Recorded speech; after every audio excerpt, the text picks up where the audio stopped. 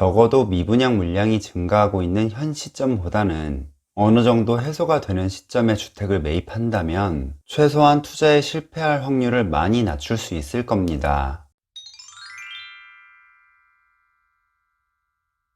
네, 안녕하세요. 페이지원입니다. 요새 경제 관련 뉴스를 볼 때마다 미분양 관련 기사들이 정말 많이 나오고 있죠. 올해 분양시장 최대여인 둔촌주공 재건축도 예상보다 흥행이 저조하여 많은 사람들이 시장 상황에 우려를 나타내고 있습니다. 오늘은 미분양 추이를 통해 알아보는 주택 매매에 대한 내용을 다루어 보려고 하는데요. 미분양이 많은 시기, 즉 부동산 침체기에는 무조건 기다리는 것이 맞는지, 아니면 가격이 떨어진 이 시점에 용기 내어 매수를 하는 게 좋을지에 대해 과거 데이터를 통해 알아보도록 할 예정입니다. 아무래도 투자에 대한 내용이 포함되기 때문에 사람들마다 견해가 조금씩 다를 수도 있겠지만 편안한 마음으로 부담 없이 시청해 주시기를 바라겠습니다. 시청하시기 전에 구독과 좋아요 부탁드리고요. 영상 바로 시작하겠습니다. 우선 미분양이란 아파트를 분양한 후 모두 분양이 되지 않고 잔여 물량이 남아있는 것을 말합니다. 즉, 새 물건이 다 팔리지 않고 재고가 남아있다는 뜻이죠. 국가통계 포털 코시스에 접속하시면 여러 통계 자료를 확인할 수 있는데요. 자료 화면과 같이 2022년 8월 전국 미분양 물량은 32,000호, 수도권은 5,000호입니다. 9월 자료를 한번 보시죠. 전국 미분양 물량은 41,000호로 한 달 새 30%가 증가했고, 수도권도 7,000호로 40% 이상 증가한 것을 볼 수 있습니다. 촬영일인 2022년 12월 현재 기준으로 두 달 전인 10월 통계까지 확인이 가능하고, 10월 전국 미분양 물량 역시 전월 대비 약 15%가량 증가한 47,000호, 수도권은 전월과 비슷한 수준을 보이고 있습니다. 전국적으로 미분양 물량이 뚜렷하게 증가하고 있는 것을 보실 수 있는데요. 단순히 미분양이 많아지고 있구나 해서 그치는 것이 아니라 이것이 의미하는 것을 이해해야 합니다. 비어있는 새 집이 이렇게 남아 도는 상황에서 내가 살고 있는 구축 아파트를 매물로 내놓는다고 과연 팔릴까요? 같은 값이면 새 집에 살고 싶은 것은 사람이라면 당연한 욕구입니다. 더군다나 신축 분양가는 주변 아파트 시세보다 낮거나 비슷한 경우가 많죠. 최근에는 분양가가 많이 높아져서 주변 시세보다 높은 경우도 간혹 있기는 합니다. 어찌되었든 새 것도 안 팔리는데 중고가 더 안 팔리는 것은 어떻게 보면 당연한 일이고, 어떻게든 팔려고 한다면 가격을 많이 낮춰야 되겠죠. 이런 상황이 반복되면 실거래가는 점점 낮아지게 되고 부동산 시장은 하락기에 접어들게 됩니다. 수요와 공급, 많이들 들어보셨을 겁니다. 집을 원하는 사람은 너무나도 많은데 집이 부족해서 서로 사려고 경쟁적인 상황이 되면 더 높은 가격을 제시하는 사람이 구매하게 되고 주택 가격은 점점 상승하게 되죠. 반대로 새로 지어놓은 집도 많고 집을 팔려는 사람도 많은데 사려는 사람이 별로 없다면 주택은 팔리지 않게 되고 미분양이 발생하게 되죠. 즉, 새 집이 안 팔리는 상황이 되면 기존 주택들도 당연히 안 팔리게 되는 건 불보듯 뻔한 일입니다. 미분양의 원인은 여러 가지가 있습니다. 최근 급격한 대출금리 상승도 큰 영향을 끼치고 있죠. 하지만 부동산 시장은 심리라는 요인이 아주 크게 작용하는 시장입니다. 집값이 오를 것이다 라는 기대 심리가 시장에 팽배해지면 사람들은 앞다투어 집을 사려고 하고, 집을 가진 사람들은 안 팔고 버티려고 하죠.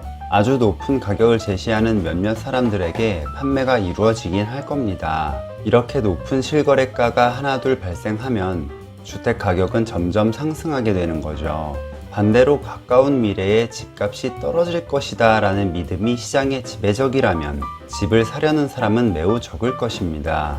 일부 급하게 집을 팔아야 하는 사람들은 급매로 낮은 가격에 매도를 하려고 할 것이고, 급매 거래가 조금씩 이루어지면 집값은 하락 국면을 맞이하게 되는 것이죠. 급격한 금리 상승, 단기간 급상승한 주택 가격에 대한 피로도 조금씩 풀리고는 있지만 지난 몇 년간 쌓여온 부동산 규제 정책들이 어우러져서 이제는 집값이 떨어질 것이다 라는 심리가 현재 부동산 시장에 만연하게 퍼져 있는 상태라고 보시면 되겠습니다.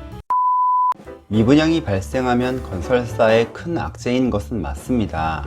예상했던 유동성이 확보되지 않기 때문에 경영에 큰 어려움을 겪게 되죠. 또한 주택 시세가 하락하며 역전세가 발생하는 경우가 많아지기 때문에 집주인이 보증금 반환을 못 해주는 경우가 종종 일어나기도 합니다. 거시적인 측면에서 미분양이 많아지면 부동산 경기 침체가 동반되고 시장 전체에 좋지 않은 영향을 끼치는 것은 사실입니다. 그럼 미분양은 꼭 나쁜 것일까요? 내 집 마련을 계획하고 있던 사람이라면 새 아파트의 동호수를 직접 골라서 들어갈 수 있는 좋은 기회가 될 수 있습니다.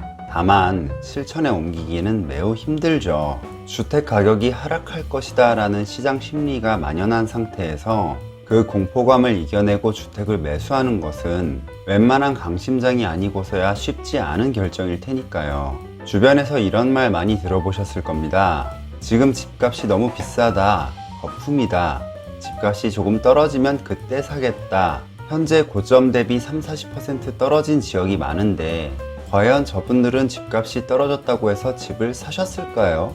다음 달, 또 그 다음 달에 계속해서 집값이 떨어질 것이라고 예상되는 이 상황에서 말이죠. 저는 어렵다고 봅니다. 오히려 상승기 때 집을 사는 건 마음먹기가 쉽지만 하락기에 매수를 하는 것은 보통 어려운 결정이 아닐 겁니다. 그럼 도대체 집은 언제 사야 되는 걸까? 아마 결혼을 앞두신 분들, 오랫동안 세입자로 살아서 이제는 내 집 마련을 하고 싶으신 분들, 또는 투자금은 있는데 언제 투자해야 될지 막막하신 분들 모두 다 똑같은 고민을 하고 있을 겁니다. 바닥에서 매수한다는 것은 웬만한 고수가 아니고서야 쉽지 않습니다. 하지만 과거 사례들을 복습해서 바닥을 찍고 반등하는 무릎 시점에는 일반적인 사람들도 매수 타이밍을 잡을 수 있습니다. 자료 화면은 제가 주로 이용하는 아실이라는 웹사이트인데요. 미분양에 대한 정보가 가장 보기 편하게 잘 정리되어 있는 곳입니다. 미분양 가구 수를 99년도부터 확인할 수 있는데요. 저는 10년 전인 2012년도부터 경기도 미분양 가구 수를 조회해 봤습니다. 화면과 같이 2017년 7월에 미분양 가구 수가 1만 호 이하로 떨어지기 시작했고 그 이후로 점차 계단식 하향 곡선을 보여주고 있는데요. 그럼 그 시점에 주택 가격은 어떻게 변동했을까요? 화면과 같이 아실에서 가격 변동 지수도 확인할 수 있는데요.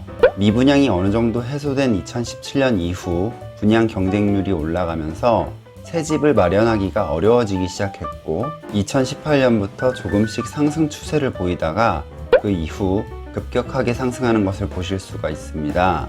물론 코로나라는 역대급 변수가 있었습니다. 코로나가 터지면서 경기 침체를 막기 위해 미국에서 달러를 엄청나게 발행했고 우리나라도 예외는 아니었죠. 보시는 화면은 한국의 통화 발행량을 나타낸 수치인데요. 코로나 이전에는 매년 비슷한 수준의 통화량을 발행했습니다. 적절한 수준의 인플레이션은 경제적으로 긍정적인 시그널이죠. 하지만 2020년부터 2022년 중반까지 엄청난 양의 현금을 발행했고 현재는 감소 추세에 있는 것을 확인하실 수 있습니다. 주택 가격 상승에는 여러 복합적인 요인이 작용합니다. 2017년에서 2018년 사이에 어느 정도 해소된 미분양, 즉 새 집을 사려는 심리가 강해지는 시기가 도래합니다. 미분양이 줄자 사람들은 기존 주택 매수로 눈을 돌리죠. 하지만 주식시장처럼 하루아침에 바로 결과가 나타나지는 않습니다. 기존 주택 매물들이 어느 정도 소진되는 데에 약 1년에서 2년가량 걸릴 수가 있죠. 때마침 코로나라는 변수가 발생하면서 시장에 엄청난 현금이 유입됩니다. 그 많은 현금들은 주식이나 부동산 등으로 흘러들어가서 원래대로라면 적당한 상승기에 접어들었어야 할 부동산 시장이 폭발적인 모습으로 나타나게 된 것이죠. 아마 앞으로 다시 이런 현상이 나타나기는 쉽지 않을 겁니다. 또 모르죠. 우리가 예상하지 못한 새로운 이슈가 발생할 수도 있습니다. 적어도 미분양 물량이 증가하고 있는 현 시점보다는 어느 정도 해소가 되는 시점에 주택을 매입한다면 최소한 투자에 실패할 확률을 많이 낮출 수 있을 겁니다. 영상 내용이 마음에 드셨다면 구독과 좋아요 부탁드리고요. 다음에도 더욱 유익한 정보 준비할 수 있도록 하겠습니다. 감사합니다.